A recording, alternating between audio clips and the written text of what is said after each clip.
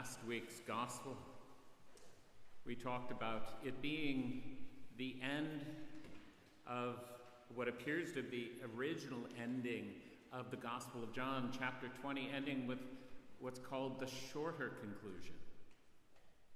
And this week now is another chapter added to that text by John or one of his disciples. And it captures other stories about the resurrection and concludes with what's called the longer conclusion. But it's an interesting chapter. We should see it contiguous with the rest of the gospel, but also to see it as doing something different, adding something to the rest of the gospel. And in some sense, we can look at this story we just read, which is the majority of this chapter, and see a retelling of Jesus' relationship with his disciples, a revisiting of major themes from their ministry together, and an attempt or a recasting of these events in new light. Peter starts by saying, I'm going fishing. Fishing is what they did. Most of the apostles seem to have been fishermen. And so their livelihood and their well-being was created by fishing. And we know not from the Gospel of John that we just heard this from, but from the other Gospels that the initial call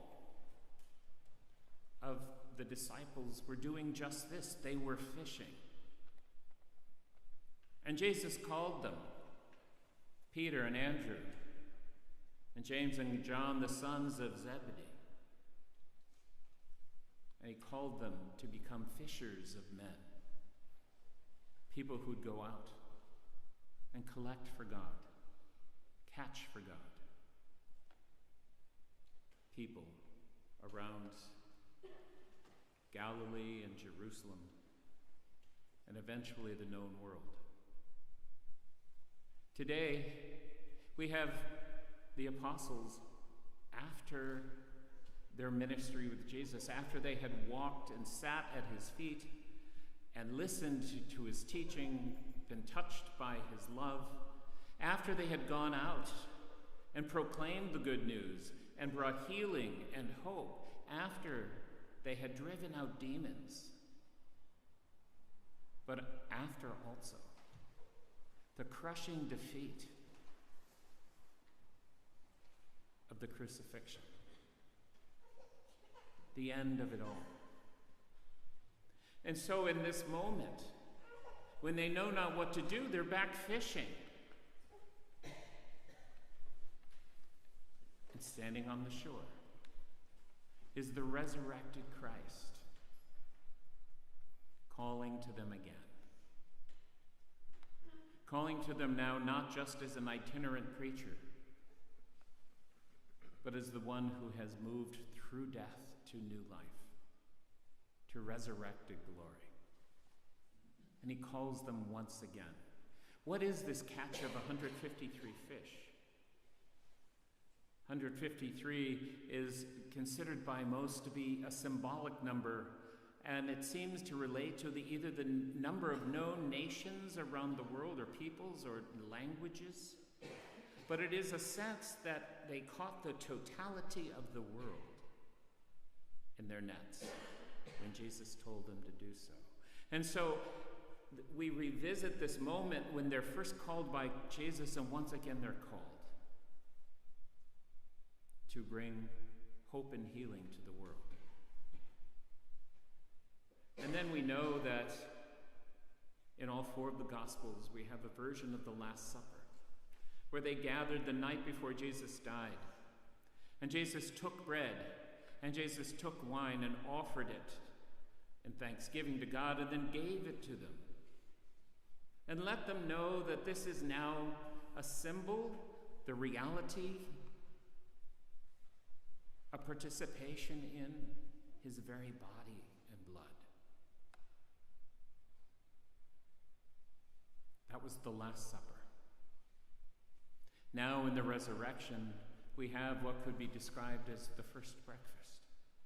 Not an end of something, but the beginning of something new. When Jesus takes bread and he takes fish and he feeds them once again, calling them back to this endless meal with him. And then we know that after he was arrested, Peter, though he denied he would, though he said, "I will be with you always, Lord," Peter was predicted by Jesus to deny him 3 times. And he did. And when the cock crew and he realized he had fulfilled Jesus' prediction, he ran in shame for having not stood up for his master and his friend. And so today, Jesus asks him 3 times, "Do you love me? Do you love me?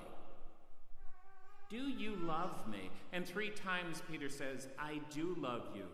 I do love you. You know that I love you. Feed my sheep." Having denied him 3 times, Peter is now given the opportunity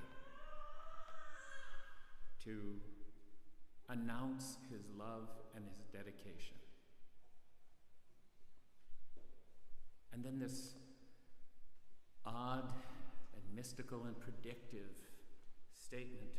When you were young, you put on your old belt. When you're older, somebody will take you by the arms, put a belt around you, and take you where you wouldn't go on your own.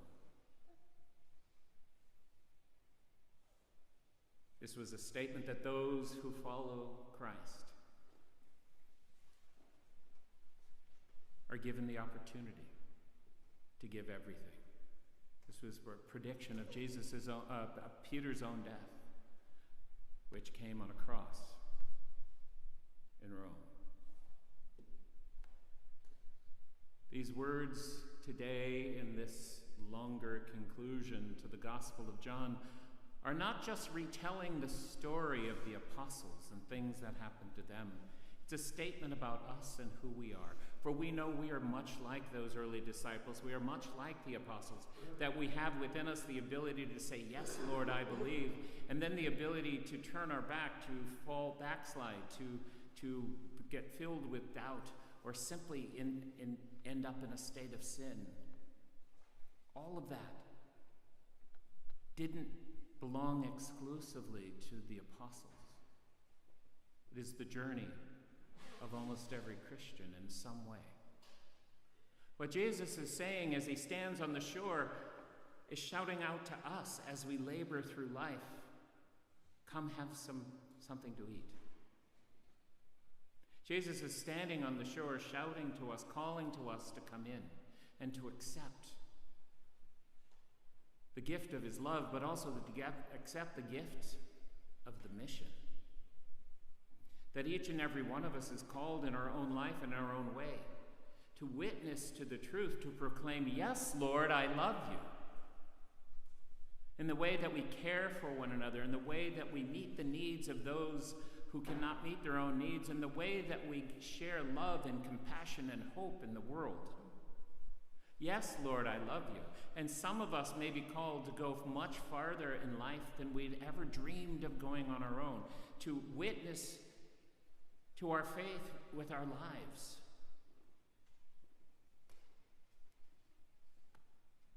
The challenge for each and every Christian is to hear these scriptures as referring to us, and to see in them the hope and the promise Jesus gives us.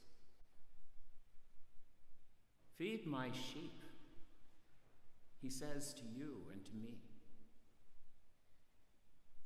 Participate in the fullness of my love, and give of yourself until I come again.